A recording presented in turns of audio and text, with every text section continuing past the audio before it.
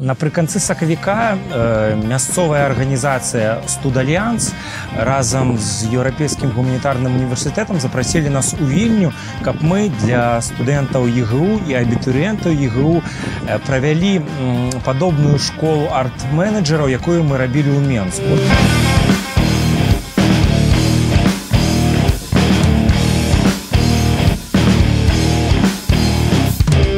Школа ў Вільні – гэта ўжо наш трэці досвед арганізацыі сур'ёзных адукацыйных мерапрыемстваў. На працягу 3 дзён адбывалася наша школа, і мне падаецца, што ў нас атрымалася вельмі файна. Як рабіць прамоцыю мерапрыемстваў, ствараць афішу, працаваць з журналістамі, розныя юрыдычныя пытанні. Усё гэта мы спачатку паспрабавалі на ўласным досведзе, а пасля ўжо паступова пачынаем перадаваць іншым. І прыемна, што гэта падхопліваюць, гэта цікава. Уражанні, тыя словы, якія нам сказалі ўдзельнікі гэтай школы, былі прыемныя. І мы наладзілі кантакт і, так сказаць, выйшлі з тэрыторыі Беларусі па-за межы Беларусі. І таму я думаю, што як і арцядзіва, так і нашы адукацыйныя праекты, яны будуць і далей працаваць і жыць, і усе яшчэ пабачаць, што мы можам.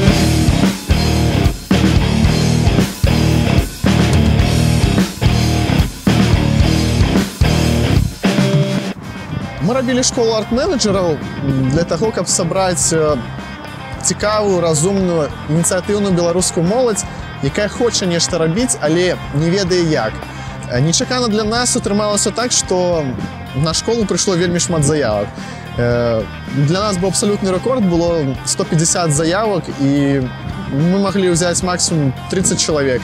І таму быў вельмі жорсткі адбор, і я думаю, што мы, робячы адбор, нідзе не памыліліся. Для арт-сядзібы школа арт-менеджераў была класным, просто суперкласным досведам, бо мы любім заўсёды праводзіць нейкія такія адукацыйныя мерапрыемствы, бо заўсёды ж збіраецца шмат прыгожых людзей.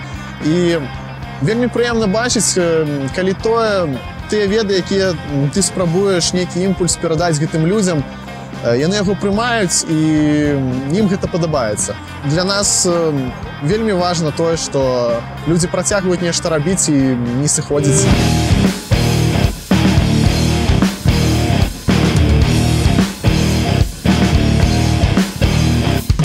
Калі шчыра, часу на праекты было мала, і нам было нечакана тое, што гэта ўсё атрымалася ўдала, тое, што людзі прыходзілі не ў такой маленькай колькасці, а ў насамрэч вялікай колькасці. Адзін з праектаў вельмі крута атрымаўся, называецца «Гэта сваё». Мы хацелі папулярызаваць беларускую лацінку, і гэта вылілася ўсё ледзь не ў кампанію.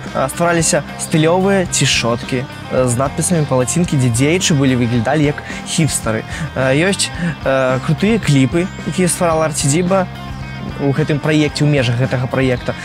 Таксама праходзілі лекцыі пра лацінку беларускую. Напрыклад, стендап-кавярня, ніхто не чакаў, што на беларускі гумар і, ў прынцыпе, на нейкі там гумар, які з Беларусі, прыйдзе шмат людзей, а прыйшло аншлаг. І гэта вельмі крута і вельмі удала, лічу, як для гумару па-беларуску, як, у прынцыпе, для гумару, які знаходзіцца ў Беларусі. Стендап – гэта моднае гумарыстычнае шоу. Па-беларуску такога яшчэ не было. І вось у нас прайшло 2 імпрэзы ў кавярнях. Стендап-кавярняй сабралі аншлаг. Людзі прыходзілі слухаць гумар па-беларуску. І гэта вельмі унікальна і вельмі крута. Вельмі ўдала атрымаўся праект «Паэты жывуць у песнях». Самае цікавае, што людзі зараз не вельмі любяць чытаць, але мы хацелі папулярызаваць нашу беларускую класічную літаратуру з дапамогай песняў. Бо лягчэй паставіць навушнікі ў свае вушы і паслухаць творы беларускіх класікаў у музыцы і іх запомніць. Быў конкурс, у якім удзельнічалі барды, выканаўцы, музыкі, гурты, даслалі свае песні на вершы беларускіх класікаў. Затым былі адабраны самыя лепшыя з іх конкурсам і трапілі на дыск «Дакраніся да вытокаў». Праект, які сабраў нечаканы аншлаг.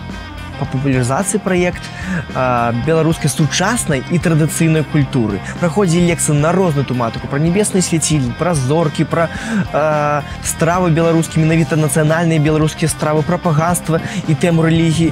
І гэта ўсё збірала даволі шмат людзей. У нас у арт-сядзібе гэты лекцыі праходзілі лектары, і людзей прыходзіла даволі багата. Усе тыя людзі яшчэ пару месяцаў таму назад не былі звязаныя паміж сабой. Яны з розных асяродкаў, з розных гарадоў, з розных універсітэтаў і школаў, але ўсе аб'яднаныя арт-сядзібы. І я чуў, што мы не проста каманда сяброў, а мы цэлая сям'я.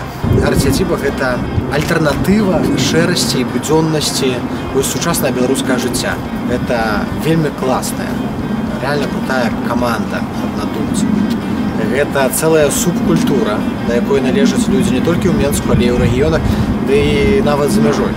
Хацелася б, каб арт-сядзіба сталася такой сеткай установаў, як Starbucks, каярні ў Амерыцы. На кожным рагу, кожнай вуліцы можна прыйсці, каб пачуць беларускую музыку, беларускую культуру і проста пагаварыць па-беларуску. І гэтае месца будзе называцца арт-сядзіба.